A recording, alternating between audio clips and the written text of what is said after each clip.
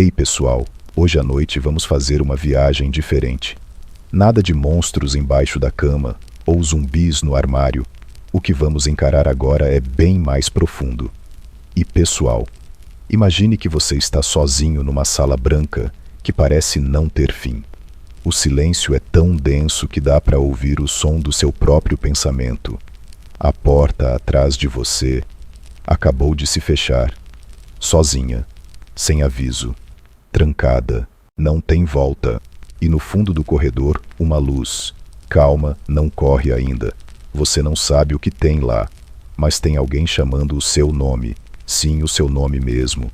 E a pergunta que vai ecoar por toda essa jornada é: seu nome está escrito no livro da vida.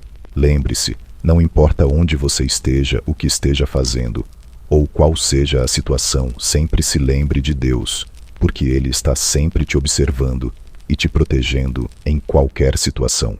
Então, antes de dormir, não se esqueça de orar a Deus para que tenha uma boa noite de sono com lindos sonhos.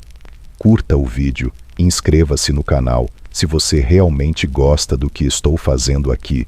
E comenta aí de onde você é e que horas são aí, onde você está assistindo, porque eu amo saber quem está acordado comigo agora. Agora apague as luzes. Pode ligar o ventilador para ouvir o som suave da brisa. E vamos começar nossa jornada esta noite. Reche-se, você está de pé. Não sabe como chegou aqui, mas sabe que está aqui. Os seus pés tocam um chão que parece feito de vidro fosco, mas quente. E a luz, ela não vem do teto, vem de todos os lados, como se o próprio espaço estivesse iluminado. Nenhuma sombra, nem mesmo atrás de você. Mas tem uma coisa esquisita: o lugar não tem cheiro, nem som, nenhuma vibração no ar, só você respirando. E aquele som, distante, o seu nome, uma voz doce, mas firme, quase paternal, ou talvez maternal. Não dá para saber, só dá para sentir que você precisa seguir na direção dela. Você dá um passo, e outro, e quando olha para trás, a porta sumiu. Não existe mais. No lugar dela, apenas uma parede lisa, uma sensação esquisita de que tudo que era antes está literalmente fora do alcance agora. Você está entre o que já foi e o que ainda não é. Caminhando nesse corredor branco infinito, começa a notar que as paredes ganham textura, como se estivessem sendo desenhadas enquanto você anda. À sua esquerda, cenas rápidas de infância. Você pequenininho comendo bolo no aniversário de 5 anos, aquela vez em que caiu da bicicleta sua avó, orando por você, enquanto achava que estava dormindo. À direita, coisas diferentes, momentos em que você sentiu um chamado, uma angústia boa, um arrepio do nada, uma música que te fez chorar, um pôr do sol que parecia estar dizendo algo que você não entendeu, mas sentiu. E aí você escuta: lembra de mim. Você para. O coração acelera. Não porque sente medo, mas porque reconhece aquela voz. Você não sabe de onde, mas sabe que ela está com você há muito tempo, sempre ali, no fundo. Mesmo quando você tentava ignorar, você responde: quem é você? E a resposta não vem como som, mas como sensação. Um calor no peito, um abraço invisível. E a ideia que surge na sua mente é simples, mas impactante. Eu sou aquele que escreveu seu nome. Você engole seco. A pergunta volta, mas agora parece ecoar mais forte do que antes. Está mesmo escrito. O corredor termina. Agora diante de você, 3 caminhos, sem placas, só atmosferas diferentes. O da esquerda é enevoado, difícil de enxergar, mas você sente que já esteve ali antes. O da direita é mais escuro, e há barulho como vozes, murmurando, discutindo. E o do meio silencioso, simples como um campo depois da chuva. Você não tem mapa, mas tem algo pulsando no peito. Um instinto que te empurra para frente. Quando pisa no caminho do meio, o cenário muda completamente. Agora há árvores, altas, sopradas por um vento que não se ouve, mas se sente na pele. E um detalhe, elas brilham por dentro, como se tivessem luz no tronco, como se fossem feitas de memórias vivas. Você toca uma, E é como abrir um livro antigo da sua vida. Vê um momento em que quase orou. Quase. Aquele quase que parece pequeno, mas agora parece tão gigante. Se tivesse orado, o que teria mudado, você pensa. Mas antes que se culpe, ouça essa, não é uma história de condenação. É de revelação. Você avança. Ao longe há uma mesa, comprida, de madeira pura, rústica e forte, e sobre ela um único livro, grande, com capa de couro, e um fecho dourado. Ele está fechado, mas você sabe, é o livro da vida. Você se aproxima devagar. Cada passo ecoa como um tambor, e enquanto chega perto, algo dentro de você vai se reorganizando, seus medos se calando, suas máscaras caindo, seus eus anteriores se juntando num só. Você põe a mão na capa. Ela está morna, quase viva, e nesse instante você ouve. Ainda não é hora de abrir. Você se vira. Ninguém ali. Mas a presença é inegável. Então vem a instrução. Você verá se o nome está lá. Mas antes precisa entender por que ele poderia estar. E aí tudo muda de novo. As árvores, a mesa, o chão somem. Você está de volta. Não ao corredor branco, mas a uma nova paisagem. É aí que a verdadeira jornada começa. Você se vê em uma paisagem que não faz sentido à primeira vista. Parece uma mistura de floresta abandonada com cidade fantasma. Tem postes de luz que nunca acenderam, brinquedos infantis esquecidos no chão, e pedaços de placas quebradas com palavras meio apagadas. Ora, cres, perdo. Tudo parece ter sido deixado no meio de algo que nunca terminou. Você começa a andar. O chão range como se não estivesse acostumado a ser pisado. Cada passo levanta poeira de memórias. Não são memórias qualquer. São suas. Todas aquelas decisões pequenas, as que você achava que não importavam, estão aqui, solidificadas. Você passa por um beco estreito, e ali está você, criança, com uma Bíblia na mão. Lembra daquela vez? Uma tia te deu, disse que era o livro mais importante do mundo. Você folheou, viu os nomes estranhos e as histórias de guerras, e pensou, não entendo nada, e deixou de lado. Aquela decisão de não tentar está aqui, escrito nas paredes. Essa é a terra das escolhas esquecidas. Cada canto é um reflexo de uma decisão que parecia pequena. Aceitar ou recusar, ouvir ou ignorar, responder ou fingir que não ouviu, e principalmente crer ou deixar para depois. Você dobra uma esquina e vê uma cena que te faz parar. Um reflexo flutuante como se fosse uma TV sem tela. Mostra você mais velho num momento específico. Aquela noite escura em que tudo parecia dar errado. Você estava sentado na cama sem saber o que fazer e pensou, será que Deus está me ouvindo? Por um segundo, pensou em orar, mas alguém mandou mensagem no celular e você deixou a ideia para lá. Lembra disso? O reflexo apaga, mas a sensação não. Como se essa terra estivesse feita do que quase aconteceu, mas nunca aconteceu de verdade. Sabe aquela coisa de, um dia eu vou me acertar com Deus? Então, essa terra é o cemitério desses, um dia, mas não tem acusação. É tudo silencioso, quase triste, como se o próprio lugar estivesse lamentando. Você poderia ter escolhido tantas vezes. À medida que você continua andando, encontra outros, pessoas paradas olhando para estátuas de si mesmas. Alguns choram, outros parecem confusos. Um homem mais velho murmura, eu sabia, mas sempre achei que teria tempo. Você quer perguntar alguma coisa, mas ninguém te vê. Você não é visível aqui. Está apenas passando, observando, como se estivesse num museu da sua própria alma. Mais à frente você vê uma bifurcação. 3 caminhos de novo, mas desta vez eles são bem claros.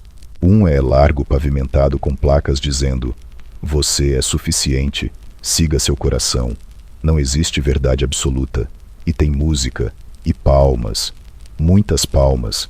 O segundo é estreito, com terra batida, pedras, espinhos, nenhuma placa, mas tem pegadas, muitas, algumas bem fundas, outras recentes. O terceiro caminho nem parece caminho. É só um campo vazio, aberto, com um espelho gigante no centro. Quando você se aproxima, percebe quem entra ali e vê apenas a si mesmo, para sempre. Você sente um puxão, não físico, algo interno, como se estivesse sendo orientado a seguir o caminho do meio, o estreito. E quando coloca o pé nele, algo estranho acontece. A terra começa a lembrar de outras escolhas, coisas que você disse sim, mesmo com medo. Aquele dia em que você orou rápido antes de dormir. Aquela vez em que perdoou alguém que não merecia. Aquela música gospel que te fez chorar e você nem sabe por quê. Estão aqui também, no chão, como pequenas flores nascendo entre as pedras, e uma verdade silenciosa se forma no seu coração. Nem toda escolha esquecida foi uma escolha ruim. Algumas, mesmo pequenas, foram sementes eternas. Você continua andando. O caminho leva a uma clareira. Lá no centro está um livro pequeno. Não é o livro da vida, mas é o seu. Um diário, aberto, escrito com sua caligrafia. Você lê algumas páginas e vê como Deus estava presente nos momentos em que você achava que estava sozinho. Quando não tinha forças, Ele estava lá segurando em silêncio. Quando você falhou, Ele ainda assim te chamou. Quando você ignorou, Ele esperou. Você fecha o livro. Ele desaparece nas suas mãos. Mas o sentimento de fui amado mesmo quando não percebi continua. A terra ao redor começa a sumir, como uma pintura sendo apagada. Você ouve novamente a voz que escutou na parte anterior. Agora você viu. As escolhas esquecidas não foram esquecidas por mim. Um portal de luz se abre à sua frente. E antes que você entre, algo dentro de você entende. A graça não se baseia nas grandes decisões, mas nas pequenas respostas de fé. Você atravessa. Do outro lado, a paisagem muda mais uma vez. Agora há movimento. Pessoas. Você está entrando numa multidão. Mas algo está errado. Você se vê no meio de uma multidão. Gente de todas as idades, rostos e estilos. Mas ninguém fala, ninguém anda, todos parados como se estivessem esperando por algo que nunca chega. Um silêncio tenso cortado apenas pelo som dos seus próprios passos, que agora parecem altos demais. Eles te olham, mas não de verdade. Olham através de você, como se cada pessoa estivesse tão presa em seus próprios pensamentos que nem notasse o mundo ao redor. É como se estivessem congelados em um quase. Você caminha devagar. O chão dessa vez é um tipo de mármore cinza claro, e o céu é um pôr do sol que nunca termina. A luz alaranjada deixa tudo mais dramático, quase melancólico. Não é um lugar feio, mas também não é confortável. É como estar preso entre dois momentos que não se resolvem. Você passa por um grupo. Estão sentados em bancos de pedra com expressões cansadas. Um deles segura um celular e murmura: só mais 5 minutos. Depois eu vou. Outro responde: quando eu tiver mais tempo. Aí sim vou buscar a Deus. Agora é muita correria. E um terceiro: preciso resolver umas coisas primeiro. Aí sim vou levar a sério. Você sente um calafrio. Essas pessoas estão presas num ciclo de adiamento eterno. São os indecisos. Os que nunca disseram não a Deus, mas também nunca disseram sim. Sempre esperando o momento certo, que adivinha, nunca chegou. Você escuta o som de um relógio, mas não vê nenhum.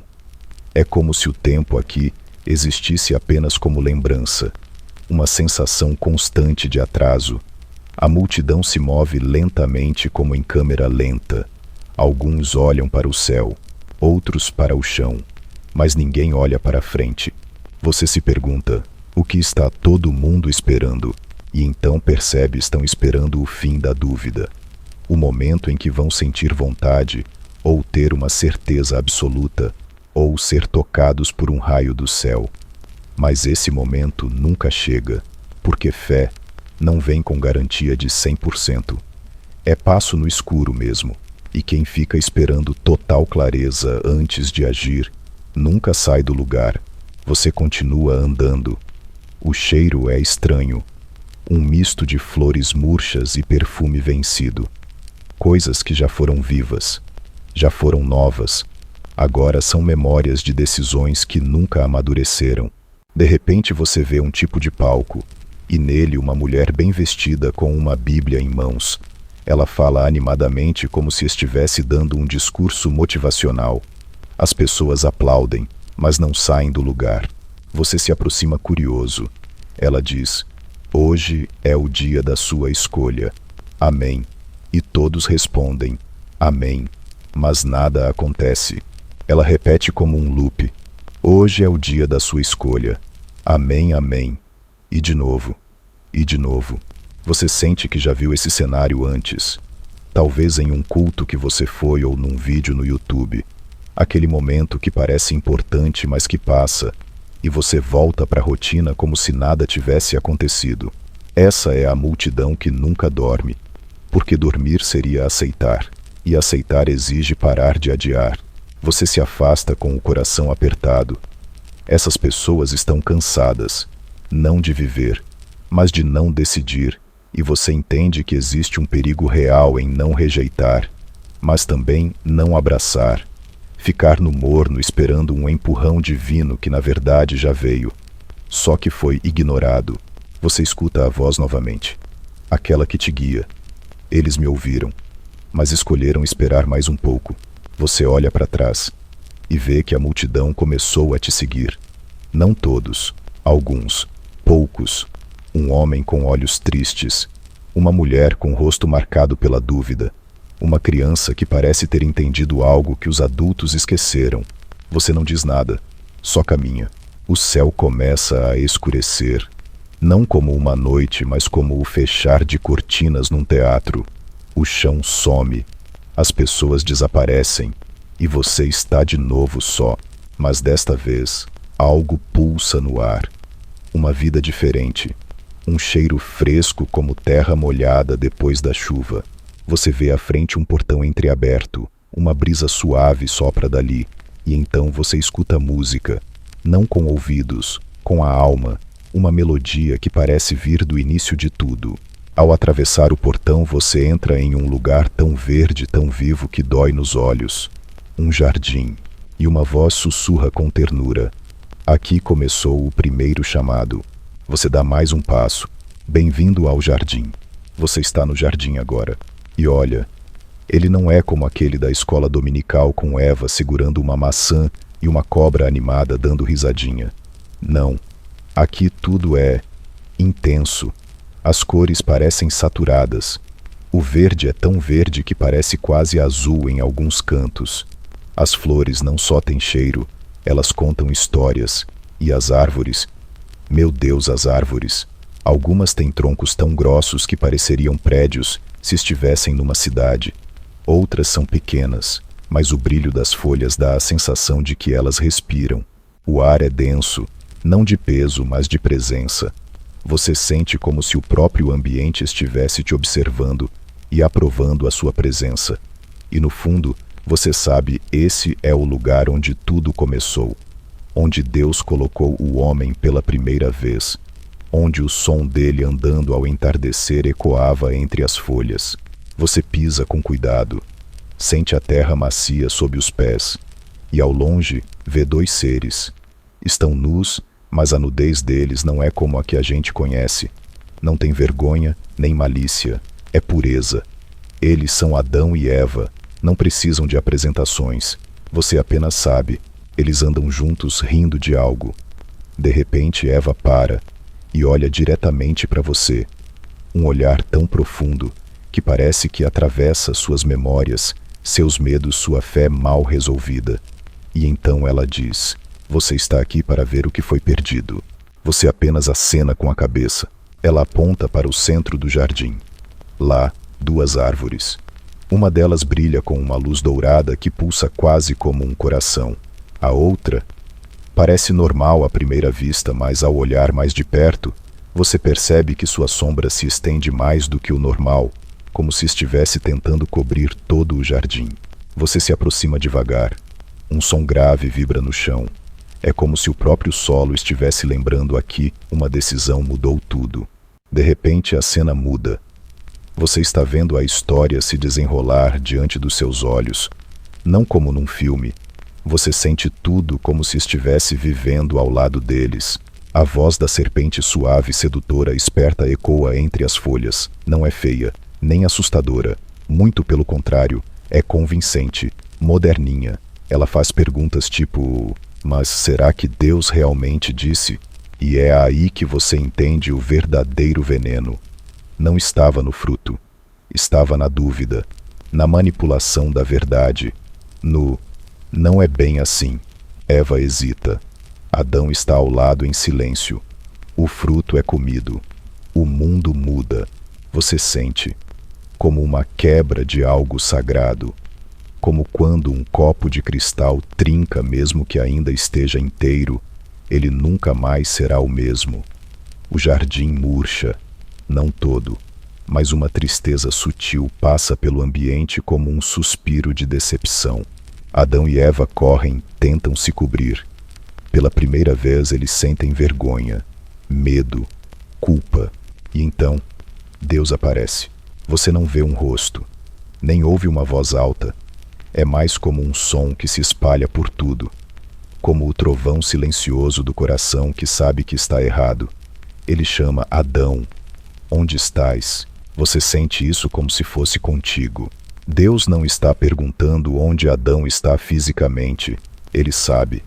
A pergunta é espiritual, existencial, do tipo que atravessa qualquer fachada que você esteja usando hoje.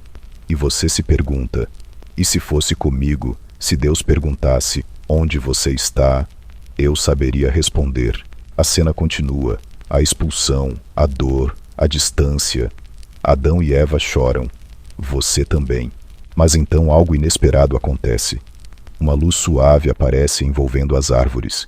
E a mesma voz que perguntou: onde estás agora diz, mesmo na queda, preparei um caminho de volta. Você sente isso se fixar dentro de você como uma promessa pessoal.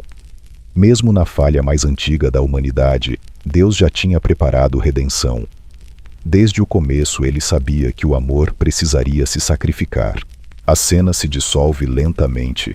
O jardim fica para trás, mas algo dele ficou em você. Uma saudade, uma lembrança que você nunca teve, mas que te pertence.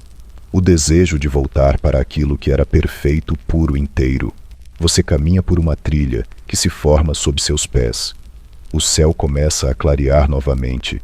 Ao longe vê montanhas, e nelas uma figura de braços erguidos. Uma tenda, uma promessa. Você está indo em direção ao próximo capítulo da história. A história de um homem chamado Abraão. Mas antes disso, a voz retorna uma última vez, bem baixinho. A queda não foi o fim. Foi só o início do caminho de volta. E com isso você dá o próximo passo. Você sobe lentamente uma colina de terra avermelhada. O vento sopra mais seco agora com cheiro de poeira, como se cada partícula carregasse ecos de promessas antigas. Lá do alto, você vê tendas espalhadas como pequenas manchas brancas no deserto, balançando sob o sol escaldante. Homens cuidam de ovelhas, mulheres recolhem água, crianças correm sem sapatos gritando com alegria. E ali no centro de tudo está ele, Abraão, um senhor de barbas longas, pele marcada pelo tempo e olhos. Ah, os olhos! Eles não são de um velho comum. Há algo neles que mistura fé, medo e uma expectativa tão profunda que você sente vontade de chorar só de olhar. Ele está olhando para o céu. Murmura números como se estivesse contando estrelas invisíveis. Você se aproxima devagar e ele sorri sem te ver de verdade. Eu sei que ele vai cumprir. Mesmo que tudo diga o contrário, ele diz como quem fala consigo mesmo. A cena muda. Você agora está do lado dele numa jornada longa cheia de poeira e pedras. Cada passo é um lembrete de que ele está indo para um lugar que nem sabe direito onde é, mas ele vai, porque Deus disse: sai da tua terra e vai para a terra que eu te mostrarei. Parece loucura, né? Sair sem saber onde vai dar, largar tudo, zona de conforto, casa da família, tradição. Mas fé verdadeira tem um toque de insanidade mesmo. Abraão monta tendas, desmonta, anda mais um pouco, confia, dúvida, confia de novo. E no meio desse vai e vem, algo começa a mudar em você. Você percebe que obediência não é só fazer o que mandam, é continuar fazendo mesmo quando a promessa demora. Então chega aquele momento. Você já sabe qual. Ele está com Isaque, lenha nas costas, faca na mão, subindo o monte. Você está ali, vendo tudo, sentindo cada passo, cada respiração tensa, cada batida de coração acelerado. Isaque olha para o pai. Pai, o fogo e a lenha estão aqui. Mas, e o cordeiro? Abraão para, respira fundo e responde com uma voz que parece vir de séculos no futuro: Deus proverá. Essa frase ecoa no seu peito. Deus proverá, mesmo que tudo diga o contrário, mesmo que a lógica diga não tem como, mesmo que o altar esteja vazio, eles chegam ao topo. Isaque é amarrado. Abraão levanta a faca e você não consegue mais assistir. Mas aí, a voz, de novo, agora mais forte, mais urgente: Abraão, Abraão, não estendas tua mão sobre o menino. O alívio é tão grande que você cai de joelhos. E então lá está ele, o cordeiro preso pelos chifres no arbusto. Você quase ri. Claro que estava lá, sempre esteve. Mas Abraão só viu depois que obedeceu, depois que confiou, depois que chegou até o limite. Você olha para cima. O céu parece mais azul agora, como se tivesse sorrido. E você entende: Deus nunca pediu o sacrifício de Isaque. Ele queria o coração de Abraão. A cena muda de novo. Você vê os anos passando rápido como folhas ao vento. Abraão morre. Isaque cresce, tem filhos. E deles vêm outros filhos, e mais filhos. E logo você está cercado por uma multidão que ainda nem nasceu, mas já carrega no sangue a promessa feita a um homem que teve coragem de sair, sem saber para onde ia. Aquela promessa, a de que a descendência dele seria como as estrelas do céu. Ela está viva, literalmente. Ela pulsa, respira, multiplica, e você sente de algum jeito você também faz parte disso. Você toca a areia com a mão. Ela escorre entre seus dedos, mas não se perde. Ela te lembra de algo que você precisa ouvir. Fé não é saber o final. É andar com Deus mesmo sem spoilers. A voz volta agora mais suave, quase como um sussurro de vento no ouvido. Por trás de cada promessa há um Deus que não esquece.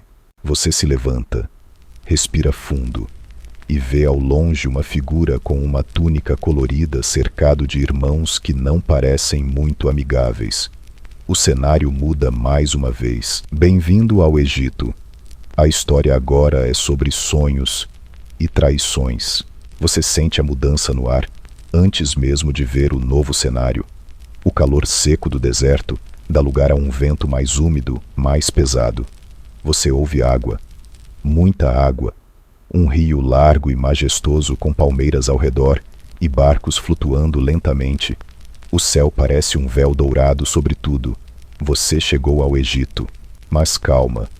Esse não é um Egito de pirâmides e múmias com gaze voando ao vento.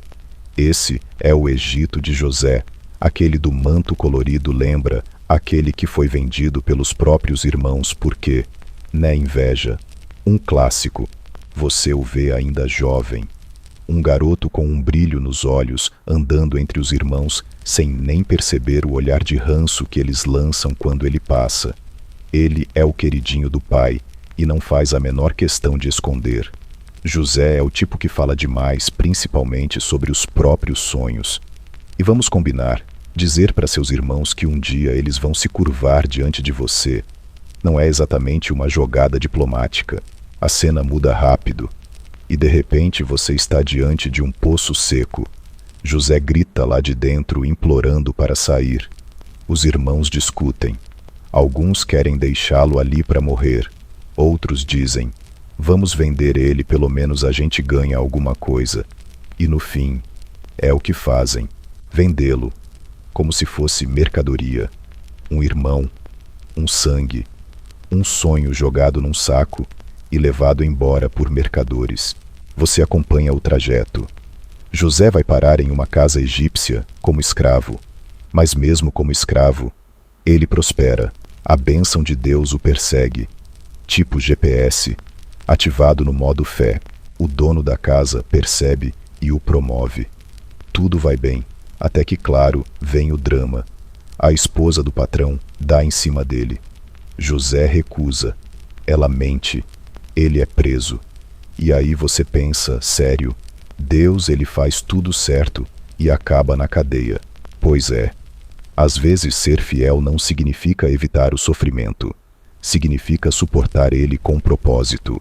Dentro da prisão, José continua sendo José, fiel, honesto, servindo até quem está no mesmo buraco que ele. E então os sonhos voltam, não os dele, mas os dos outros. Ele interpreta, acerta, mas é esquecido.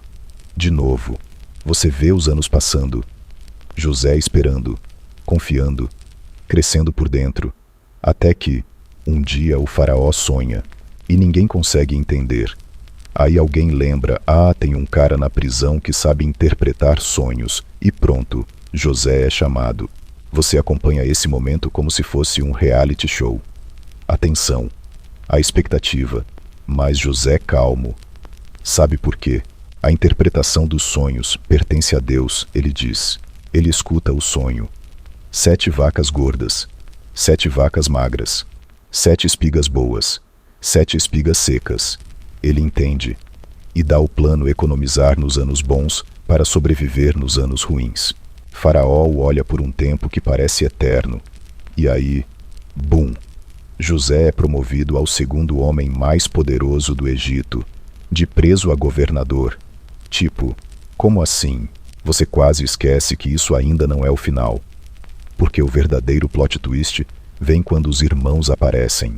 Sim, aqueles mesmos, agora velhos, arrependidos, com fome, diante de José, sem saber quem ele é, pedindo ajuda, implorando por alimento. E ele poderia se vingar. Ele poderia rir, desprezar, fazer justiça com as próprias mãos. Mas não. Ele chora e diz: eu sou José, o irmão que vocês venderam. Mas não tenham medo, foi Deus quem me enviou adiante de vocês para preservar a vida. Essa frase, ela gruda em você, tipo chiclete na alma. Deus me enviou adiante. Uau! Você entende ali naquele instante que os buracos, as prisões, as traições, tudo fazia parte de um caminho maior. Um plano que José não viu no momento, mas que agora brilha com perfeição. Você olha para ele e percebe que José não virou grande porque teve um cargo. Ele já era grande lá no poço, na prisão, porque ele escolheu perdoar antes de ver o final feliz. A voz retorna, quase sussurrando. O livro da vida está cheio de nomes de pessoas que confiaram no escuro, que não desistiram no fundo do poço e que continuaram amando, mesmo quando tinham motivo para odiar. Você olha ao redor. O Egito começa a sumir. E no lugar você vê o deserto, um cajado, um homem de barba branca e olhos que já viram milagres e decepções. Ele está em frente ao mar e atrás, um exército. Sim, a próxima parte é sobre fuga, sobre libertação, sobre o impossível se abrindo em 2 partes. Mas por enquanto você respira fundo e repete com o coração cheio: Deus me enviou adiante. Você sente a areia entrar entre os dedos dos pés enquanto caminha. Ela é quente e escaldante. O sol queima sua pele e o horizonte é só vazio. Um mar seco de pó. Mas ali no meio, como se desafiasse toda a lógica da sobrevivência, está um povo andando, arrastando o que pode, carregando crianças, panelas, lembranças do Egito e promessas de liberdade. E à frente de todos, Com as mãos firmes, num cajado está Moisés. Ele não grita, mas sua presença impõe respeito. Você percebe que ele já viu coisa demais, e mesmo assim, está firme, porque a missão dele não era só tirar o povo da escravidão, era fazer com que esse povo entendesse o que é ser livre. Você se aproxima do grupo ouvindo vozes. Alguns reclamam da sede, outros do calor, outros querem voltar para o Egito. Sim, voltar para a escravidão, porque pelo menos lá tinha comida e um teto. E você pensa como é possível, mas aí percebe que não é tão absurdo assim. Quantas vezes você também já quis voltar para o lugar seguro mesmo que fosse tóxico só porque o novo parecia difícil demais? Aí você vê o mar e vê o exército do faraó vindo atrás, poeira no céu, cavalos relinchando, espadas no alto, e o povo começa a gritar, a entrar em pânico. Por que nos tiraste de lá, Moisés? Para morrermos aqui. Você olha para Moisés. Ele fecha os olhos e então diz: não temam, fiquem firmes. Hoje vocês verão o livramento do Senhor. E então, ele ergue o cajado. Você escuta o som antes de ver. Um rugido, como 1000 leões rugindo juntos. O mar se move. Você arregala os olhos. As águas se dividem, como cortinas de vidro líquido, e no meio, um caminho seco, literalmente seco, como se alguém tivesse secado o fundo com uma toalha celestial. Você entra com o povo, anda entre paredes de água, peixes nadando ao lado, a brisa úmida no rosto, e o silêncio de todo mundo boquiaberto. Só o som dos passos e da fé. Lá atrás os egípcios seguem, e quando o último israelita atravessa, Moisés baixa o cajado. As águas se fecham, e o que era perseguição vira proteção. Você ouve um grito, mas não de medo, de alívio, de vitória. Miriam, a irmã de Moisés, pega um tamborim e começa a dançar. E logo o povo inteiro está cantando, batendo palmas, dançando como quem acabou de renascer. Mas a jornada não termina ali. Você avança com eles pelo deserto, dias e dias, e logo o povo volta a reclamar. Fome, sede, desânimo. Você percebe o maior desafio não era sair do Egito, era tirar o Egito de dentro do povo. Deus manda mana do céu, literalmente pão que cai do nada, codornizes, água da rocha. Você presencia milagres em série como episódios de um streaming divino. Mas mesmo assim, o povo hesita, se queixa, desobedece. E então chega ao monte. Você olha para cima. É imenso. O topo está envolto em nuvens, trovões, relâmpagos. O chão treme. O som é como trombetas de outro mundo. E ali Deus fala, mas não com todos. Com Moisés. Você vê ele subir, sozinho. E fica 40 dias lá. Quando desce está diferente. Há uma luz no rosto dele que você não consegue encarar. E nas mãos, tábuas de pedra, os 10 mandamentos, a base, o norte, a moral em pedra viva. Mas enquanto isso, o povo lá embaixo já tinha feito um bezerro de ouro, uma estátua, uma cópia barata de um deus qualquer do Egito. Tipo, Moisés sumiu, bora fazer nossa própria fé aqui rapidinho. Você sente o baque, a fúria de Moisés, as tábuas quebradas, a decepção, e mais uma vez você pensa, como podem? Mas então, a pergunta muda. E eu? Quais são meus bezerros de ouro? Aquilo que eu crio, só porque Deus parece demorar demais. Deus castiga sim, mas também perdoa. Moisés sobe de novo. Deus escreve de novo, porque Deus recomeça.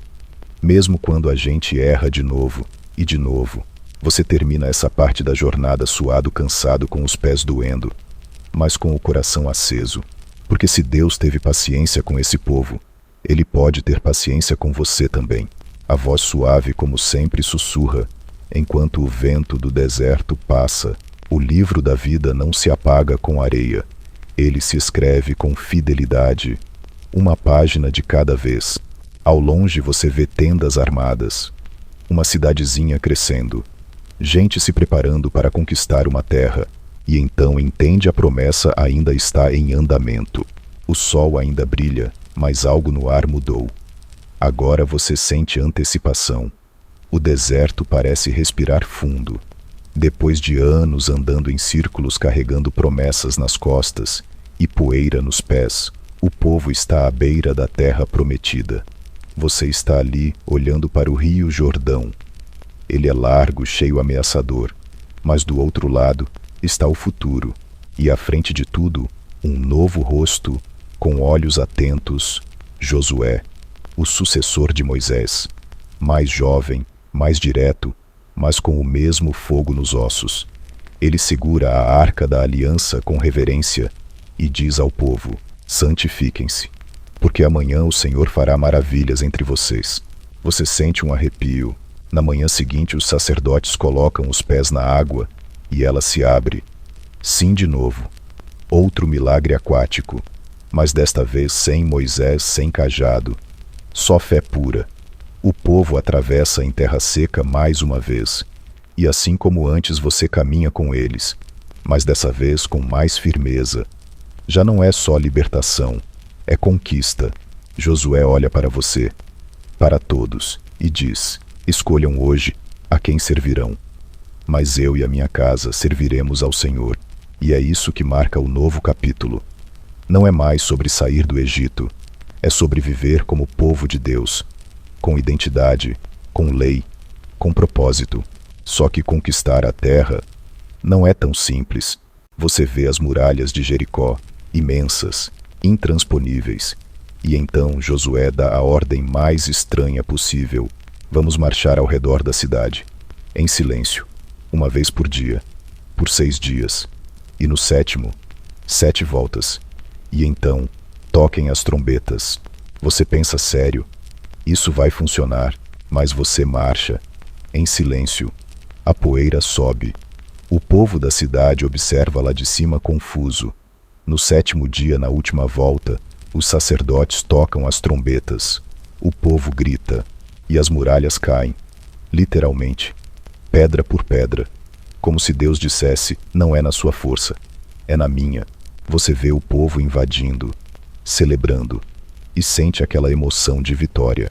Mas aí, claro, vem a parte humana. Alguns desobedecem, pegam o que era para ser dedicado a Deus, e as consequências vêm rápido. Derrota, vergonha, arrependimento. Você percebe uma constante: a bênção vem com obediência, sempre. Os anos passam, guerras, vitórias, derrotas. Josué envelhece. O povo se estabelece. As tribos tomam posse da terra, mas logo começam a esquecer. De novo, você vê o ciclo se repetir: o povo peca, sofre, clama a Deus. Deus levanta um juiz, o povo se arrepende. E tudo começa de novo, como uma roda que não para de girar. Juízes como Débora, sim, uma mulher líder sábia, forte. E Gideão, que com só 300 homens, derrotou um exército porque Deus queria mostrar que a vitória vinha dele. Mas também a Sansão, força bruta, chamado desde o ventre, um homem com tudo para ser um herói, mas que tropeça na própria impulsividade. Você assiste à queda dele como quem vê um filme tenso. Ele cega, preso, humilhado, e no fim, quando tudo parece perdido, ele ora. Pela primeira vez de verdade: Senhor, lembra-te de mim. E ali na ruína, Deus ainda o usa, porque Deus não joga a gente fora. Você observa esse tempo e pensa: como o povo pode esquecer tão rápido? Mas aí, se lembra de si mesmo, dos seus próprios ciclos, dos dias em que se sentiu no topo e dos dias em que caiu de cara no chão. E percebe: essa história é sua também. Você não é só um espectador.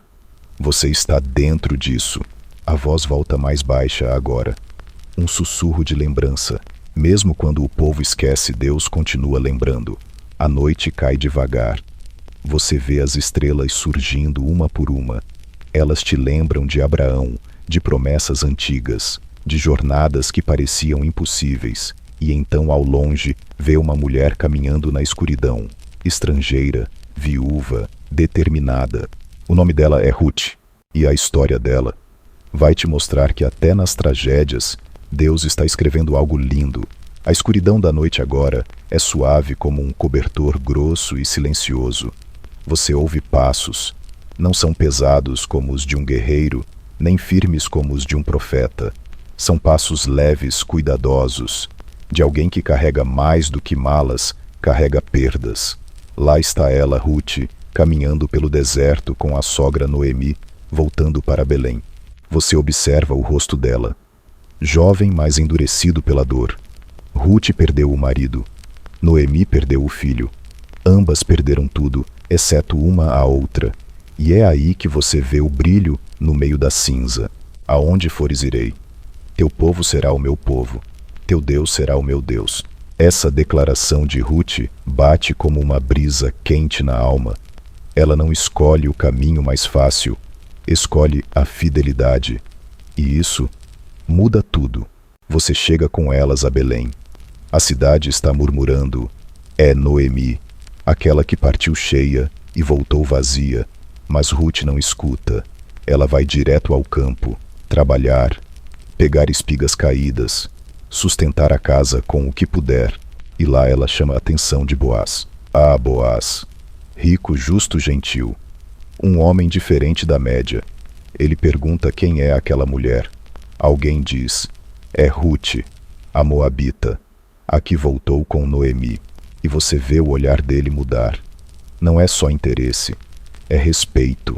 Boaz cuida dela, manda deixarem mais espigas no caminho dela, e Ruth continua firme, discreta, honesta.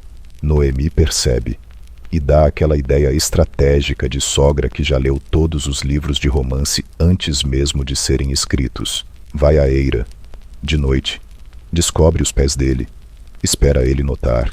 Sim, parece estranho, mas naquela cultura era um gesto de humildade, de pedido de proteção, de resgate. Boaz acorda, vê Ruth ali e entende tudo. O Senhor te abençoe, minha filha. Você escolheu lealdade. Eu farei tudo o que você pedir. Mas há um detalhe, há um parente mais próximo. Um que tem o direito de resgatar a terra de Noemi e casar-se com Ruth. Você assiste a tensão na praça. Boaz convoca o tal parente, explica a situação. E o homem recua. Não quer complicações. Então Boaz aceita o papel. Com alegria, com honra. E ali no meio de uma história comum, no meio de perdas e jornadas pequenas, nasce algo gigante. Ruth e Boaz se casam e têm um filho, Obed, e Obed gera Jessé, e Jessé gera Davi. Sim, o rei Davi. Você se dá conta, essa moabita viúva, pobre e estrangeira, se torna a bisavó do maior rei de Israel. Você quase ouve o coração de Deus sorrir, porque ele adora usar quem ninguém escolhe. Você se lembra de tudo que viu até agora, o chamado de Abraão, o choro de José, o mar abrindo, as muralhas caindo, e agora uma história de amor simples que se torna parte de algo eterno. A voz suave ecoa novamente como se passasse por gerações, até chegar ao seu ouvido. O livro da vida não tem só guerreiros e profetas. Ele também tem viúvas, estrangeiras, trabalhadoras, gente comum. Gente como você. Você olha para Ruth uma última vez. Ela segura o bebê no colo, Noemi ao lado sorrindo, como quem encontrou sentido depois de tanto vazio.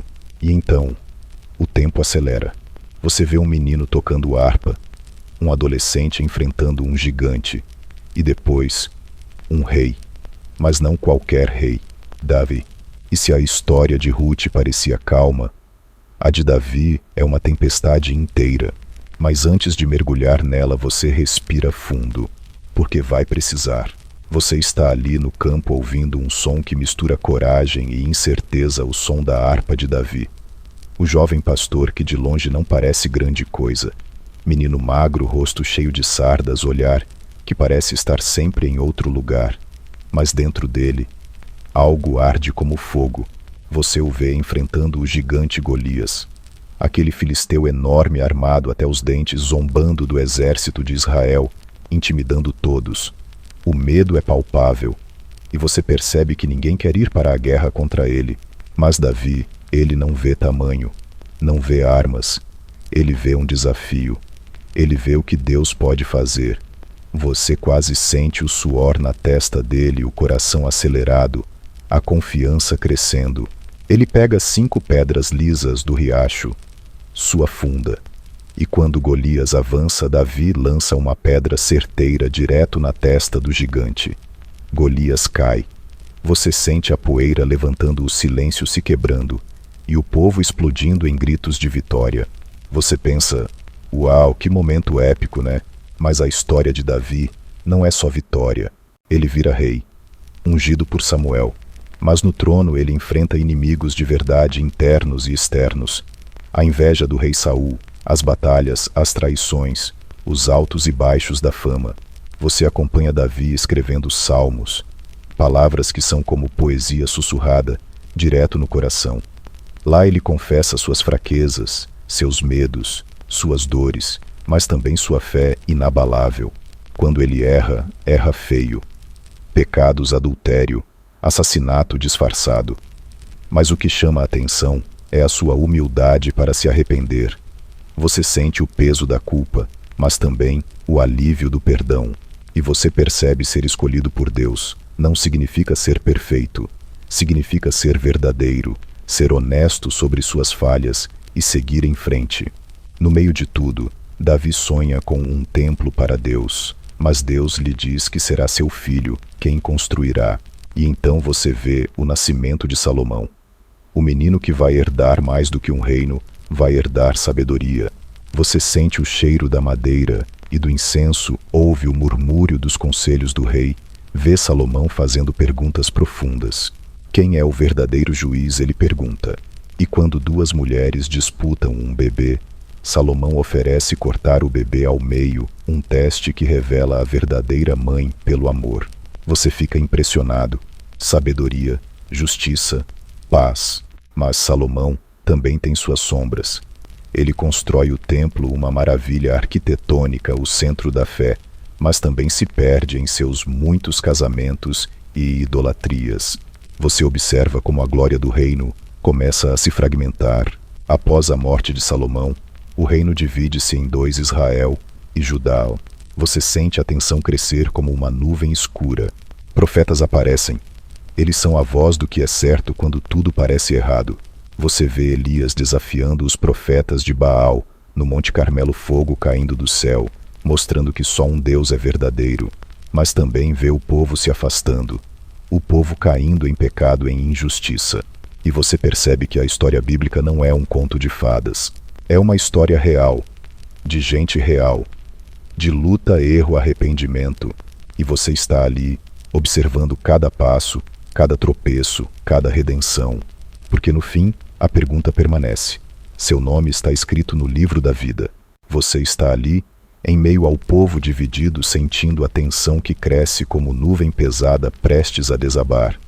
Os reinos de Israel e Judá já não falam a mesma língua, não apenas por causa dos muros que os separam, mas pela distância no coração. Você observa como os profetas, verdadeiros mensageiros de Deus, se levantam para chamar o povo à razão. Isaías, Jeremias, Ezequiel. Suas palavras são duras, muitas vezes rejeitadas como um despertador que ninguém quer ouvir. Eles falam sobre justiça, amor ao próximo, arrependimento, mas o povo está surdo. E quando Deus decide agir, o exílio vem. Você sente o peso da tristeza que envolve Jerusalém.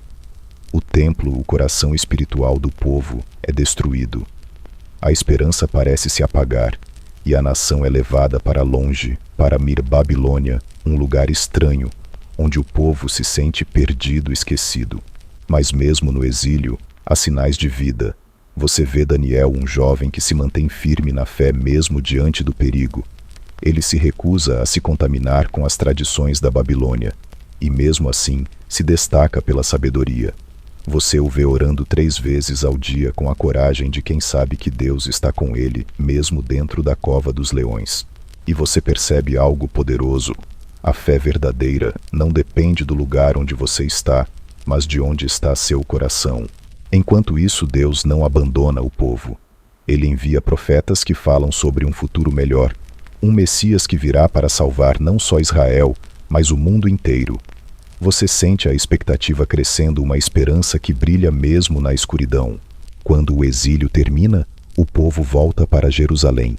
Eles começam a reconstruir os muros, o templo, a esperança. Mas a jornada está longe de acabar. A fidelidade será testada e a história continuada. Você pensa no seu próprio caminho, nas dificuldades que enfrenta, nas vezes que se sentiu exilado, perdido, sozinho. E sente uma conexão profunda com aquele povo antigo, porque a história deles é a sua história, e a promessa divina permanece.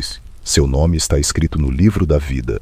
Você está agora em Jerusalém, vendo os muros se erguerem lentamente. O som das marteladas das pedras sendo colocadas ecoa como um coração que começa a bater novamente. Depois de anos no exílio, o povo volta para casa, mas a cidade não é a mesma, nem o povo, nem a fé. Você percebe um misto de esperança e desconfiança. Alguns querem reconstruir tudo, outros duvidam se é possível. E em meio a isso surge Esdras, um sacerdote e escriba que entende o peso da lei de Deus como ninguém. Esdras caminha pelas ruas, lendo as escrituras em voz alta. O povo para a escuta chora, porque ouvir a palavra de Deus depois de tanto tempo é como beber água depois de uma longa sede. Mas a fé renovada não é fácil. Há muitos desafios inimigos que tentam impedir a reconstrução, conflitos internos, corações endurecidos. Você sente o esforço, a luta para manter viva a chama do povo de Deus. E no meio dessa batalha surge Neemias, um homem decidido que deixa tudo para trás para ajudar a reconstruir Jerusalém. Você acompanha Neemias convocando o povo, dividindo tarefas, enfrentando ameaças, trabalhando de dia e vigiando à noite. Ele é como um capitão que não desiste mesmo quando tudo parece perdido. E você se vê refletindo quantas vezes você já quis desistir, quantas vezes a vida parece um muro intransponível. Mas aí vem Neemias e lembra que a fé se constrói passo a passo, tijolo por tijolo. O templo é reconstruído. A cidade ganha vida de novo. Mas você sabe lá no fundo que a história não acaba aqui. Porque a fé é um caminho constante. E enquanto isso, em outro canto do mundo, uma história está começando a ser escrita. Você sente o cheiro do estábulo, o som distante de uma canção de ninar. Uma estrela brilha mais forte do que nunca, porque o Messias está chegando. Você está ali na pequena vila de Belém, onde o ar é fresco e o cheiro de feno mistura-se ao silêncio da noite. O mundo está prestes a mudar, mesmo que ninguém perceba ainda. Você vê Maria e José cansados, mas esperançosos. A gravidez é um mistério, um milagre, e a promessa do anjo ainda ecoa na mente deles. Você sente a atmosfera densa de expectativa. Nascido em um estábulo humilde envolto em panos, está o menino Jesus. Não há pompa nem multidões, apenas simplicidade e amor. E você, ouvindo o som dos animais e a respiração suave do bebê, sente que está diante de algo grandioso. Os pastores chegam correndo anunciando o que os anjos cantaram no céu. Glória a Deus nas alturas, paz na terra aos homens de boa vontade. Você quase sente o arrepio na pele deles, a emoção pura de testemunhar o nascimento do Salvador. E o tempo avança. Jesus cresce, aprende, questiona, ama. Você acompanha suas palavras que parecem simples, mas carregadas de poder. Amai-vos uns aos outros. Bem-aventurados os humildes. Eu sou o caminho, a verdade e a vida. Você sente o contraste entre a luz que ele traz e a escuridão que tenta sufocar essa luz. Você está ali quando ele cura os enfermos, quando alimenta os famintos com pães e peixes, quando acalma tempestades com uma palavra. Mas também está presente quando as autoridades se sentem ameaçadas, quando a traição de um amigo abre caminho para a cruz. Você sente a dor no Getsêmani, o silêncio pesado do julgamento, o peso da cruz no caminho para o Calvário. Você quase consegue ouvir o som abafado dos pregos, a respiração curta, a última palavra sussurrada. Pai, perdoa-lhes porque não sabem o que fazem. E então o sepulcro. Tristeza, escuridão, silêncio. Mas você sabe, algo está por vir, porque a história não termina com a morte. Você está ali no silêncio do túmulo, sentindo o peso do mundo naquelas pedras frias. Parece o fim de tudo. Mas você sabe que essa história nunca foi sobre o fim. É sobre recomeços, sobre vida que vence a morte. De repente o sol começa a brilhar mais forte. Você sente uma brisa suave, quase como um sussurro. A pedra do túmulo rola para o lado, e o que você vê é impossível de ignorar. O sepulcro está vazio. Você quase não acredita. Mas os anjos confirmam: ele ressuscitou. Jesus venceu a morte. A vitória que parecia distante agora está aqui ao seu alcance. Você acompanha os encontros, os momentos de incredulidade e alegria dos discípulos. Eles veem Jesus vivo, falam com ele, sentem o toque das mãos que carregaram a cruz. O medo dá lugar à coragem, a dúvida ao fogo da fé. E você entende o que isso significa. Não importa o que você enfrentou. Não importa o quão escura a sua noite foi, a luz da ressurreição está sempre esperando por você. Jesus sobe ao céu, mas promete que não está longe. Envia o Espírito Santo para ser o Consolador, o guia, o amigo invisível que caminha ao seu lado. Você sente a presença dele suave, como um toque no coração, uma paz que não se explica, uma força que não se vê, mas se sente. E o que antes parecia impossível agora é realidade, o convite para fazer parte da família de Deus, para ter seu nome escrito no livro da vida. Você percebe que a história não acabou. Na verdade, ela está só começando, porque o capítulo final é o seu. Você está aqui agora no final dessa jornada incrível, e ao mesmo tempo no começo de algo novo. Tudo que viu até agora, desde o chamado de Abraão, as grandes batalhas, os reis, os profetas, o exílio, a volta para Jerusalém, até o nascimento, a vida, a morte e a ressurreição de Jesus. Tudo isso está conectado. Tudo aponta para um único propósito: que você saiba no fundo do seu coração que seu nome está escrito no livro da vida. E o que isso significa para você? Significa que você não está sozinho. Que mesmo quando o mundo parecer escuro, há uma luz que nunca se apaga. Que mesmo quando errar e vai errar, há perdão, há reconciliação, há um amor que ultrapassa qualquer falha. Você sente essa paz se espalhando por dentro, como uma brisa suave num dia quente, um abraço silencioso que não precisa de palavras. Imagine agora uma noite tranquila. A luz da lua entrando pela janela, o som calmo do vento balançando as folhas lá fora. Você deita, fecha os olhos e deixa essa sensação te envolver. Lembre-se, a história que você ouviu não é só de pessoas antigas. É a sua história também. Porque Deus te chama para ser parte dela, para escrever seu próprio capítulo com fé, coragem e amor. Agora, enquanto você se prepara para dormir, respire fundo. Sinta a presença de Deus perto de você, protegendo, guiando, amando.